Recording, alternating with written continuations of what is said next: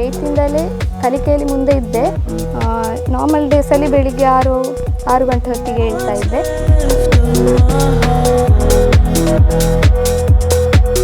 ಪೇರೆಂಟ್ಸಿಂದ ಒಳ್ಳೆ ಸಪೋರ್ಟ್ ಇತ್ತು, ಟೀಚರ್ಸ್ ನನ್ನ ಮೇಲೆ ಯಾವುದೇ ಸ್ಟ್ರೆಸ್ ಆಗ್ತಿರಲಿಲ್ಲ. ನನಗೆ ಸೆಲ್ಫ್ ಸ್ಟಡಿ ಮಾಡಲಿಕ್ಕೆ ಟೈಮ್ ಕೊಡ್ತಾ ಇದ್ದರು.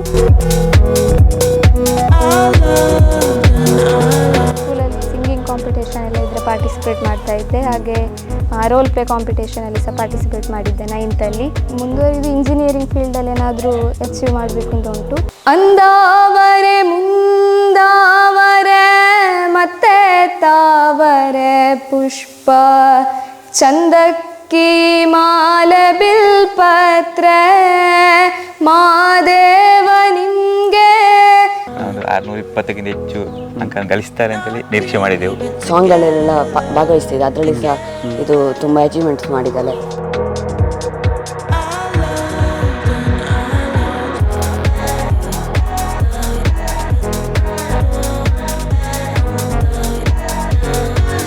ತರಗತಿಯಲ್ಲಿ ಒಂದು NMMS ಅಂತ ಸ್ಕಾಲರ್ಶಿಪ್ ಎಕ್ಸಾಮ್ ಇದೆ. ಅದರಲ್ಲೇ ಜಿಲ್ಲಾ ಮಟ್ಟಕ್ಕೆ ಅವಳು ಪ್ರಥಮ ಸ್ಥಾನ ಬಂದವಳು. ಆಗಲೇ ಅವಳು ನಿಜವಾಗಿ ಕಲಿಕೆಯಲ್ಲಿ ಪ್ರತಿಭಾವಂತೆ ಅಂತ ನಮಗೆ ಗೊತ್ತಾಗಿದೆ. ಪ್ರಿಯ ವೀಕ್ಷಕರೇ ನಮಸ್ತೆ. 2025-26ನೇ ಸಾಲಿನ SSLC ಫಲಿತಾಂಶ ಪ್ರಕಟ ಆಗಿದೆ. ನಿರೀಕ್ಷೆಯಂತೆ ನಮ್ಮ ಸುಳ್ಯ ಭಾಗದ ಎಲ್ಲ ವಿದ್ಯಾರ್ಥಿಗಳು ಕೂಡ ಅತ್ಯುತ್ತಮ ಸಾಧನೆಯನ್ನು ಮಾಡಿದ್ದಾರೆ. ಅದರ ಜೊತೆಗೆ ಇಲ್ಲಿನ ಬಹುತೇಕ ಶಿಕ್ಷಣ ಸಂಸ್ಥೆಗಳು ಕೂಡ 100% ಫಲಿತಾಂಶವನ್ನು ಪಡೆದಿದೆ. ನಾವು ಈಗ ಇರುವಂಥದ್ದು ಜಾಲ್ಸೂರು ಗ್ರಾಮದ ಮಹಾಬಲಡ್ಕ. ಈ ಹಳ್ಳಿ ಪ್ರದೇಶದ ಹುಡುಗಿಯೊಬ್ಬಳು ರಾಜ್ಯ ಮಟ್ಟದಲ್ಲಿ ಅತ್ಯುತ್ತಮವಾದ ಅಂಕವನ್ನು ಪಡೆದಿದ್ದಾರೆ. 619 ಅಂಕದೊಂದಿಗೆ ರಾಜ್ಯ ಮಟ್ಟದಲ್ಲಿ 7ನೇ ಸ್ಥಾನ 7ನೇ ರ್ಯಾಂಕನ್ನು ಪಡೆದು ಊರಿಗೆ ತಾವು ಕಲಿತಿರುವಂತಹ ಸಂಸ್ಥೆಗೆ ಮನೆಗೆ ಕೀರ್ತಿಯನ್ನು ತಂದಿದ್ದಾರೆ. ಹಾಗಾಗಿ ಅವರ ಮನದ ಮಾತುಗಳನ್ನು ಕೇಳೋಣ ಬನ್ನಿ.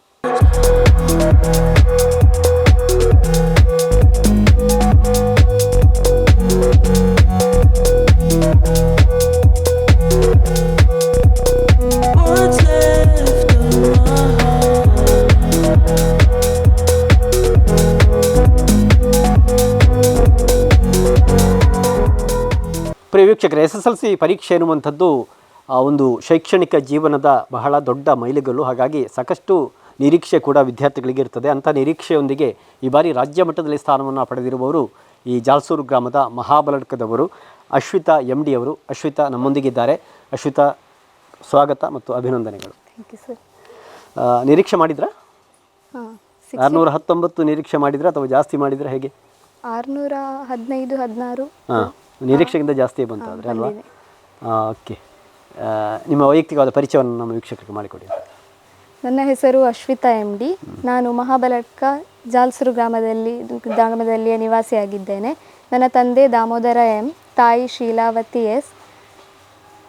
ನಾನು ಸರ್ಕಾರಿ ಪದವಿ ಪೂರ್ವ ಕಾಲೇಜು ಸುಳ್ಯ ಇಲ್ಲಿ ವ್ಯಾಸಂಗ ಮಾಡಿದ್ದೇನೆ. ಎಲ್ಲಿ ಬಾಲ್ಯದ ಶಿಕ್ಷಣ ಎಲ್ಲ ಇಲ್ಲಿ ಆಯಿತು ಅಶ್ವಿತಾ? ನಾನು ಸರ್ಕಾರಿ ಹಿರಿಯ ಪ್ರಾಥಮಿಕ ಶಾಲೆ ಕದಿಕಟ್ಕ ಇಲ್ಲಿ 1ರಿಂದ 7ನೇ ತರಗತಿಯವರೆಗೆ ವಿದ್ಯಾಭ್ಯಾಸ ಮಾಡಿದ್ದೇನೆ. ಆನಂತರ ಜೂನಿಯರ್ ಕಾಲೇಜ್, ಆನಂತರ ಜೂನಿಯರ್ ಕಾಲೇಜಿಗೆ 8ಗೆ ಸೇರಿದ್ದು. ಉಳಿದ ತರಗತಿಗಳಲ್ಲೆಲ್ಲ ಕಲಿಯುವುದಲ್ಲಿ ಫಸ್ಟ್ ಇದ್ರಾ? 8ಇಂದಲೇ ಕಲಿಕೆಯಲ್ಲಿ ಮುಂದೆ ಇದ್ದೆ.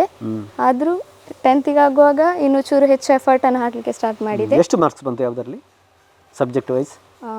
ಕನ್ನಡದಲ್ಲಿ 100, ಇಂಗ್ಲೀಷಲ್ಲಿ 99, ಹಿಂದಿಯಲ್ಲಿ 100, ವಿಜ್ಞಾನದಲ್ಲಿ 96, ಸಮಾಜದಲ್ಲಿ 100, ಸೈನ್ಸ್ ಗಣಿತದಲ್ಲಿ 99. ಹೇಗೆ ಸ್ಟಡಿ ಮಾಡ್ತಾ ಇದ್ರಿ? ಡೈಲಿ ರುಟೀನ್ ಹೇಗಿತ್ತು? ಬೆಳಿಗ್ಗೆ ನಾರ್ಮಲ್ ಡೇಸಲ್ಲಿ ಬೆಳಿಗ್ಗೆ 6 ಗಂಟೆ ಹೊತ್ತಿಗೆ ಹೇಳ್ತಾ ಇದ್ದೆ. ಬೆಳಿಗ್ಗೆ 1-2 ಗಂಟೆ ಸ್ಟಡಿ ಅವರ್ ಸಿಗ್ತಿತ್ತು. ಮತ್ತು ಸ್ಕೂಲಿಗೆ ಹೋಗಿ ಸಂಜೆ ತಲುಪಿ 7 ಗಂಟೆ ಆಗುವಾಗ ಸ್ಟಾರ್ಟ್ ಮಾಡ್ತಿದ್ದೆ ವಾಪಸ್ ಸ್ಟಡಿ. 9:30 ತನಕ ಸ್ಟಡಿ ಮಾಡ್ತಿದ್ದೆ, ಅಲ್ಲಿ ಕೂಡ ಸೆಲ್ಫ್ ಸ್ಟಡಿ. 9:30 ನಂತರ ಶಾಲೆಯಿಂದ ಕೊಟ್ಟ ಹೋಮ್ವರ್ಕ್ಗಳನ್ನೆಲ್ಲ ಮಾಡ್ತಾ ಇದ್ದೆ. ಊಟ ಆಗಿ ಮತ್ತು ನೈಟ್ 10:30 ಅಲ್ಲಿ ತನಕ ಇರ್ತಿದ್ದೆ. ಓಕೆ. ಈ ಎಕ್ಸಾಮ್ ಬರ್ತಾ ಇರುವಾಗ ಟೆನ್ಷನ್ ಇತ್ತಾ? ಚೂರು ಹೆದರಿಕೆ ಇತ್ತು ಎಕ್ಸಾಮ್ ಅಂತ ಹೇಳಿದರೆ. ಮತ್ತೆ ಕಮ್ಮಿ ಆಗ್ತಾ ಬಂತು. ಪೇರೆಂಟ್ಸಿಂದ ಒಳ್ಳೆ ಸಪೋರ್ಟ್ ಇತ್ತು, ಟೀಚರ್ಸ್. ಹೇಗೆ ಸಪೋರ್ಟ್ ಮಾಡ್ತಾ ಇದ್ರು ಪೇರೆಂಟ್ಸ್, ಸ್ಕೂಲ್ ಟೀಚರ್ಸ್ ಎಲ್ಲ? ಪೇರೆಂಟ್ಸ್ ನನಗೆ ತುಂಬ ಸಪೋರ್ಟ್ ಮಾಡ್ತಾಯಿದ್ರು, ಮನೆಯಲ್ಲಿ ಆಗಿರ್ಬೋದು, ಬೆಳಿಗ್ಗೆ ಇಳಿಸ್ಲಿಕ್ಕಾಗಿರ್ಬೋದು. ನನ್ನ ಮೇಲೆ ಯಾವುದೇ ಸ್ಟ್ರೆಸ್ ಆಗ್ತಿರಲಿಲ್ಲ, ನನಗೆ ಸೆಲ್ಫ್ ಸ್ಟಡಿ ಮಾಡಲಿಕ್ಕೆ ಟೈಮ್ ಕೊಡ್ತಾಯಿದ್ರು. ಹಾಗೆ ಟೀಚರ್ಸ್ ಕೂಡ ಸಪೋರ್ಟ್ ಮಾಡ್ತಾಯಿದ್ರು, ಹೇಗೆ ಸ್ಟಡಿ ಮಾಡಬೇಕು ಅಂತ ತುಂಬ ಟೀಚರ್ಸ್ ಹೇಳಿಕೊಡ್ತಾಯಿದ್ರು. ಹಾಗೆ ಅಚೀವ್ ಮಾಡಲಿಕ್ಕೆ. ಹೇಗೆ ಹೋಗಿ ಬರ್ತಾ ಇದ್ರಿ ಕಾಲೇಜಿಗೆ ಬೆಳಿಗ್ಗೆ 8 ಗಂಟೆಗೆ ಬಸ್ಸಿಗೆ ಹೋಗ್ತಾ ಇದ್ದೆ, ಜಾಲ್ಸೂರಿಂದ ಸುಳ್ಯಕ್ಕೆ. ಸಾಕಷ್ಟು ದೂರ ಆಗುತ್ತೆ, ಅದಕ್ಕೆ ಕೇಳಿದಲ್ವಾ. ಬೇರೆ ಆ್ಯಕ್ಟಿವಿಟೀಸ್ ಏನಿದೆ?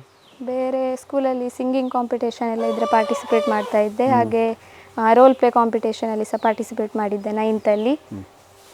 ವಿಶೇಷವಾಗಿ ನಿಮ್ಮ ಸ್ಕೂಲು ಈ ವರ್ಷ ಅಮೃತ ವರ್ಷವನ್ನು ಆಚರಿಸಿಕೊಂಡು ಈ ಒಂದು ಮಹತ್ವದ ಸಂದರ್ಭದಲ್ಲಿ ತಾವು ಕೂಡ ಸಾಧನೆ ಮಾಡಿರುವಂಥದ್ದು ಹೆಚ್ಚು ಖುಷಿ ಅಲ್ವಾ? ಹೌದು. ಏನೆಲ್ಲ ಪಾರ್ಟಿಸಿಪೇಟ್ ಮಾಡಿದ್ರಿ ಈ ಅಮೃತ ವರ್ಷದ ಪ್ರೋಗ್ರಾಮಲ್ಲಿ?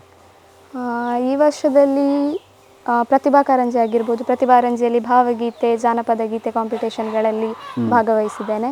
ಹಾಗೆ ನಮ್ಮ ಸ್ಕೌಟ್ ಆ್ಯಂಡ್ ಗೈಡ್ಸಲ್ಲಿ ಗೀತಗಾಯನ ಕಾಂಪಿಟೇಷನಿಗೆ ಪಾರ್ಟಿಸಿಪೇಟ್ ಮಾಡಿದ್ದೇನೆ, ಅದರಲ್ಲಿ ರಾಜ್ಯ ಮಟ್ಟದ ತನಕ ಹೋಗಿದ್ದೇವೆ. ಹಾಗೆ ಮತ್ತು ಅಮೃತ ಮಹೋತ್ಸವದಲ್ಲಿ ಕೂಡ ತುಂಬ ಕಾಂಪಿಟೇಷನ್ಗಳನ್ನೆಲ್ಲ ಮಾಡ್ತಾಯಿದ್ರು, ಅದರಲ್ಲಿ ಕೂಡ ಪಾರ್ಟಿಸಿಪೇಟ್ ಮಾಡ್ತಾಯಿದ್ದೆ. ಓಕೆ, SLC ಆಗಿದೆ, ಒಂದು ಬಹಳ ದೊಡ್ಡ ಮೈಲಿಗಲ್ಲು. ಇನ್ನು ಮುಂದೆ ಶಿಕ್ಷಣ ಇದೆ, ಜೊತೆಗೆ ಲೈಫಲ್ಲಿ ಏನು ಆ್ಯಂಬಿಷನ್ ಇಟ್ಟುಕೊಂಡಿದ್ದೀರಿ? ಈಗ ಮುಂದುವರಿದು ಇಂಜಿನಿಯರಿಂಗ್ ಫೀಲ್ಡಲ್ಲಿ ಏನಾದರೂ ಅಚೀವ್ ಮಾಡಬೇಕು ಅಂತ ಉಂಟು. ನೆಕ್ಸ್ಟ್ ಈಗ ಕಾಂಪಿಟೇಟಿವ್ ಎಕ್ಸಾಮಲ್ಲೆಲ್ಲ ಪಾರ್ಟಿಸಿಪೇಟ್ ಮಾಡಿ ಅದರಲ್ಲಿ ನನ್ನ ಸ್ಟ್ರೆಂತ್ ಎಂತ ಉಂಟು ಅಂತ ಅದನ್ನು ತಿಳ್ಕೊಂಡು ಮತ್ತೆ ಎಂತ ಅಂತ ಸೆಲೆಕ್ಟ್ ಮಾಡೋದು ಅಂತಿದ್ದೆ. ಓಕೆ, ಈ ಮನೆಯಲ್ಲಿ ಬೇರೆ ಯಾರಿದ್ದಾರೆ? ಅಕ್ಕ, ತಮ್ಮ? ಅಪ್ಪ, ಅಮ್ಮ, ಅಕ್ಕ, ತಮ್ಮ. ಏನು ಮಾಡ್ತಾರೆ? ಅಕ್ಕ ಕಂಪ್ಯೂಟರ್ ಸೈನ್ಸ್ ಇಂಜಿನಿಯರಿಂಗ್ VCಯಲ್ಲಿ ಮಾಡ್ತಿದ್ದಾರೆ, ಪುತ್ತೂರು. ತಮ್ಮ ವಿವೇಕಾನಂದ ವಿನೋಬನಗರ ಸ್ಕೂಲಲ್ಲಿ 9th ಸ್ಟ್ಯಾಂಡರ್ಡ್. ಬಹುಶಃ ಈ ಸಲದ ಎಕ್ಸಾಮ್ ಸಂದರ್ಭದಲ್ಲಿ ಒಂದು ಗೊಂದಲ ಕೂಡ ಆಯಿತು. ಬಹುಶಃ ಹಿಂದಿ ಪರೀಕ್ಷೆಗೆ ಸಂಬಂಧಪಟ್ಟಾಗೆ ತಾವು 100 ಮಾರ್ಕ್ ಔಟ್ ಮಾರ್ಕ್ ಪಡೆದಿದ್ದೀರಿ. ಏನು ನಿಮ್ಮ ವೈಯಕ್ತಿಕವಾದ ಒಂದು ಅಭಿಪ್ರಾಯ ಏನು ಈ ಬಗ್ಗೆ? ನಾವು ಅದರ ಬಗ್ಗೆ ಹೆಚ್ಚು ತಲೆಗೆ ಹಾಕ್ಕೊಳ್ಳಿಲ್ಲ. ಅಂದರೆ ಟೀಚರ್ಸ್ ಕೂಡ ಹೇಳ್ತಾ ಇದ್ರು, ನೀವು ಹೇಗೆ ಸ್ಟಡಿ ಮಾಡ್ತೀರಿ ಹಾಗೆ ಸ್ಟಡಿ ಮಾಡಿ, ಹಿಂದೆ ಅದು ಏನು ಬೇಕಾದರೂ ಚೇಂಜ್ ಆಗ್ಬೋದು, ಅದು ನಮಗೆ ಯಾವುದೇ ಆರ್ಡರ್ ಬರಲಿಲ್ಲ ಹಾಗೆ ಅಂತೇಳಿ ಹಾಗೆ ನಾವು ಸ್ಟಡಿ ಮಾಡ್ತಾ ಇದ್ವಿ. ಓಕೆ, ಹಾಡುಗಾರ್ತಿ ಅಂತ ಹೇಳಿದ್ರಿ, ಯಾವುದಾದ್ರು 4 ಸಾಲು ಯಾವುದಾದ್ರೂ ಹಾಡು ಹೇಳಿ. ಸೋಜುಗದ ಸೂಜು ಮಲ್ಲಿಗೆ ಮಾದೇವ ನಿಮ್ಮ ಮಂಡೆ ಮ್ಯಾಲೆ ದುಂಡು ಮಲ್ಲಿಗೆ, ಸೋಜುಗದ ಸೂಜು ಮಲ್ಲಿಗೆ ಮಾದೇವ ನಿಮ್ಮ ಮಂಡೆ ಮ್ಯಾಲೆ ದುಂಡು ಮಲ್ಲಿಗೆ, ಅಂದಾವರೆ ಮುಂದಾವರೆ ಮತ್ತೆ ತಾವರೆ ಪುಷ್ಪ ಚಂದಕ್ಕಿ ಮಾಲೆ ಬಿಲ್ಪತ್ರೆ ಮಾದೇವ ನಿಂಗೆ ಚಂದಕ್ಕಿ ಮಾಲೆ ಬಿಲ್ಪತ್ರೆ ತುಳಸಿ ದಳವ ಮಾದಪ್ಪನ ಪೂಜೆಗೆ ಬಂದು ಮಾದೇವ ನಿಮ್ಮ ಸೋಜುಗದ ಸೂಜು ಮಲ್ಲಿಗೆ ಮಾದೇವ ನಿಮ್ಮ ಮಂಡೆ ಮ್ಯಾಲೆ ದುಂಡು ಮಲ್ಲಿಗೆ. ಓಕೆ, ಒಳ್ಳೆಯದಾಗಲಿ ಅಶ್ವಿತಾ. ಥ್ಯಾಂಕ್ಸ್.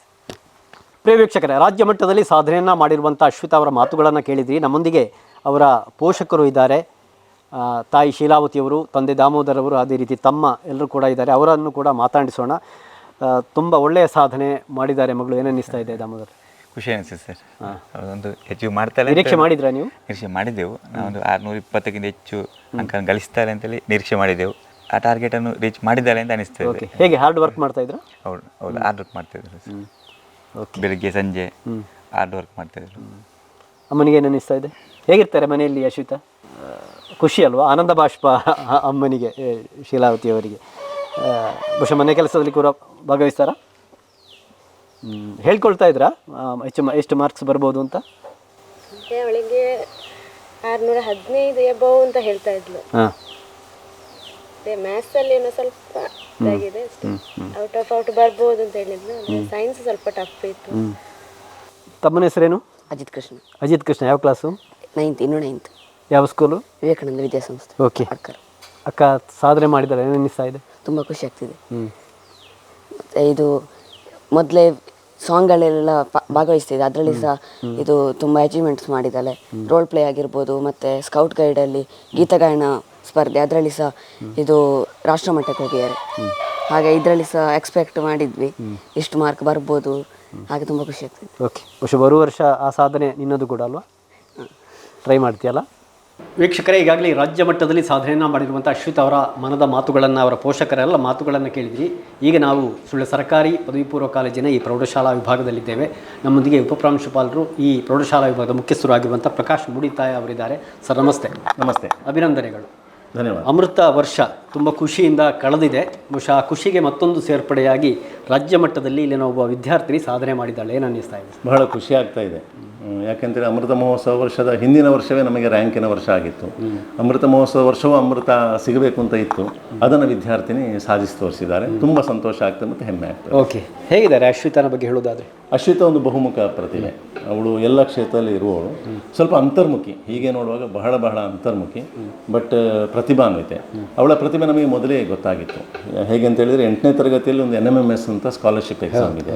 ಅದರಲ್ಲೇ ಜಿಲ್ಲಾ ಮಟ್ಟಕ್ಕೆ ಅವಳು ಪ್ರಥಮ ಸ್ಥಾನ ಬಂದವಳು. ಆಗಲೇ ಅವಳು ನಿಜವಾಗಿ ಕಲಿಕೆಯಲ್ಲಿ ಪ್ರತಿಭಾವಂತೆ ಅಂತ ನಮಗೆ ಗೊತ್ತಾಗಿದೆ. ಅವಳಷ್ಟಕ್ಕೆ ಕಲಿಯುವಂಥ ಹುಡುಗಿ. ನೀವು ಹೀಗೆ ನೋಡಿದರೆ ಅದು ಗೊತ್ತಾಗೋದಿಲ್ಲ. ಆದರೆ ಬಹಳ ಸಾಧನೆ ಮಾಡ್ತಾಳೆ, ಬಹಳ ಎಫರ್ಟ್ ಹಾಕ್ತಾಳೆ. ಮತ್ತು ವಿಶೇಷತೆ ಅಂತ ಹೇಳೋದು, ನಮ್ಮ ಶಾಲೆ ವಿಶೇಷತೆ ಇದೆ. ಅದು ಏನಂತ, ನಾವು ಕಲಿಕೆಯಲ್ಲಿ ಮಾತ್ರ ಅಲ್ಲ, ಮಕ್ಕಳನ್ನು ಸಾಂಸ್ಕೃತಿಕವಾಗಿ ಮತ್ತು ಕ್ರೀಡೆಯಲ್ಲಿ ಎಲ್ಲದಲ್ಲಿ ಇರಬೇಕು ಅಂತ ಸರ್ವಾಂಗೀಣವಾಗಿ 10ನೇ ತರಗತಿಯವರೆಗೆ ಯಾವಾಗಲೂ ನಾವು ಒತ್ತಡ ಹಾಕುವುದಿಲ್ಲ. ಅವರು ಪೂರ್ಣ ಪ್ರಮಾಣದಲ್ಲಿ ಕಲಿಯಲಿಕ್ಕೆ ಶುರು ಮಾಡೋದೇ ಜನವರಿಯ ನಂತರ. ಅಲ್ಲಿವರೆಗೆ ಅವರು 10ನೇ ತರಗತಿಯವರು ಪೂರ್ಣ ಪ್ರಮಾಣದಲ್ಲಿ ಉಳಿದ ಫೀಲ್ಡಲ್ಲಿ ಇರ್ತಾರೆ, ಚಟುವಟಿಕೆ ತೊಡಗಿಕೊಂಡಿರ್ತಾಳೆ. ಇವರು ಹಾಗೆ ಬಹಳ ಚೆನ್ನಾಗಿ ಹಾಡ್ತಾಳೆ ಮತ್ತು ಒಳ್ಳೆ ಆ್ಯಕ್ಟರ್ ಕೂಡ. ರಾಷ್ಟ್ರಮಟ್ಟದ NPPಯ ಪಾತ್ರಾಭಿನಯ ಸ್ಪರ್ಧೆಯಲ್ಲಿ ಅವಳು ರೋಲ್ ಮಾಡಿದವಳು ಮತ್ತು ರಾಷ್ಟ್ರಮಟ್ಟದಲ್ಲಿ ಪ್ರಶಸ್ತಿಯನ್ನು ಪಡೆದವಳು. ಆದ ಕಾರಣ ಎಲ್ಲ ಫೀಲ್ಡಲ್ಲಿ ಇರುವವರು ಕಲಿಕೆಯಲ್ಲಿ ಮುಂದೆ ಇದ್ದಾರೆ ಅಂತ ಹೇಳಿದರೆ ಅದು ಅವರ ಮುಖ್ಯ ಸಾಧನೆ ಅಂತ ನಾವು ಹೇಳ್ತೇವೆ. ಅದಲ್ಲದೆ ಅವರ ಪೋಷಕರು ಬಹಳ ಒಳ್ಳೆಯವರು, ಶಾಲೆಗೆ ಆಗಾಗ ಬರ್ತಿದ್ಲು. ಮತ್ತು ಇವಳು ಯಾವುದೇ ಚಟುವಟಿಕೆ ಹೇಳಿದರೂ ಇಲ್ಲ ಅಂತ ಹೇಳಲಿಕ್ಕಿಲ್ಲ, ಮತ್ತು ಆಗೋದಿಲ್ಲ ಅಂತ ಹೇಳೋದು ಅವಳಲ್ಲಿ ಇಲ್ಲ. ಈ ಆಗೋದಿಲ್ಲ ಮಾಡ್ತೇನೆ ಅಂತ ಹೇಳುವ ಛಲ ಇದೆಯಲ್ಲ, ಅದೇ ಅವಳನ್ನು ಇಲ್ಲಿವರೆಗೆ ಕರೆತಂದಿದೆ ಅಂತ ನಾನು ಹೇಳ್ತಾ ಇದ್ದೀನಿ. Okay, thank you. ಪ್ರೇಕ್ಷಕರೇ, ಈ ವಿದ್ಯಾಸಂಸ್ಥೆಯ ವಿದ್ಯಾರ್ಥಿನಿ ರಾಜ್ಯ ಮಟ್ಟದಲ್ಲಿ ಸಾಧನೆಯನ್ನು ಮಾಡಿರುವಂಥದ್ದು ಅಶ್ವಿತಾ MD. ಒಂದಷ್ಟು ಶಿಕ್ಷಕರು ನಮ್ಮ ಜೊತೆಗಿದ್ದಾರೆ. ಈಗ ಸಂಸ್ಥೆಗೆ ರಜೆ ಇದೆ, ಶಿಕ್ಷಕರು ಕೂಡ ಎಲ್ಲರೂ ಕೂಡ ಗಣತಿ ಕಾರ್ಯದಲ್ಲಿ ಬ್ಯುಸಿಯಾಗಿದ್ದಾರೆ. ಆ ಮಧ್ಯೆ ಕೂಡ ಈ ತಮ್ಮ ಸಂಸ್ಥೆಗೆ ಬಂದಿರುವಂಥ ಒಂದು ಗೌರವದಿಂದ ಕಾರಣಕ್ಕಾಗಿ, ಹೆಮ್ಮೆಯ ಕಾರಣಕ್ಕಾಗಿ ಅವರು ಈ ವಿದ್ಯಾಸಂಸ್ಥೆಗೆ ಬಂದಿದ್ದಾರೆ. ಎಲ್ಲರಿಗೂ ಅಭಿನಂದನೆಗಳು, ಎಲ್ಲ ಶಿಕ್ಷಕರಿಗೂ. ಸಾಧನೆಯನ್ನು ಮಾಡಿದಿರಿ. ಚಂದ್ರಮತಿ ಮೇಡಮ್ ಇದ್ದಾರೆ. ಏನು ಹೇಳ್ತೀರಿ ಮೇಡಮ್ ಅಶ್ವಿತಾ ಬಗ್ಗೆ? ಅಶ್ವಿತನ ಬಗ್ಗೆ ಹೇಳೋದಿದ್ರೆ, ಮೊದಲಾಗಿ ನಾವೇನು ಹೇಳೋದಂದರೆ ಬಹಳ ಒಳ್ಳೆಯ ಹುಡುಗಿ. ಬಹಳ ಒಳ್ಳೆಯ ಅಂದರೆ ನಮ್ಮ ಇಡೀ ಶಾಲೆಯಲ್ಲಿ ಒಂದು ಗುರುತಿಸಲ್ಪಡೋ ಹುಡುಗಿ. ಮತ್ತು ತುಂಬ ಸಾಧನೆ ಮಾಡಿದ್ದಾಳೆ. 7ನೇ ರ್ಯಾಂಕ್ ತೆಗೆದಂದರೆ ಸುಲಭದ ಕೆಲಸ ಅಲ್ಲ. ಮತ್ತು 2 ಸಬ್ಜೆಕ್ಟಲ್ಲಿ 100ಕ್ಕೆ 100 ತಗೊಂಡಿದ್ದಾಳೆ. ಹಾಗಾಗಿ ಬಹಳ ಖುಷಿ ಇದೆ ನಮಗೆ.